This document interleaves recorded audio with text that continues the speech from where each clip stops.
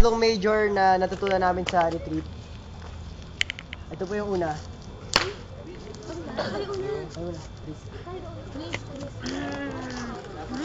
Taking risk. Our first skit is about taking risks to feel accepted. Quiet muna.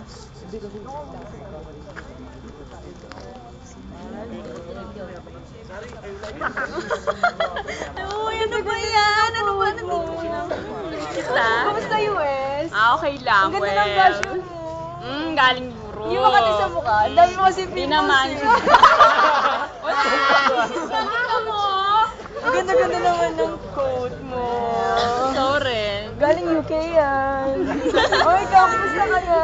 Ayos lang. Saan galing yan? Saan galing? Sabi na talaga. Ano ba yan?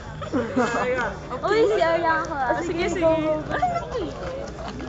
Hindi ako makarelate. Kasi naman tinahilan ko ng nanay ko. Ano ako masasabi sa kanila?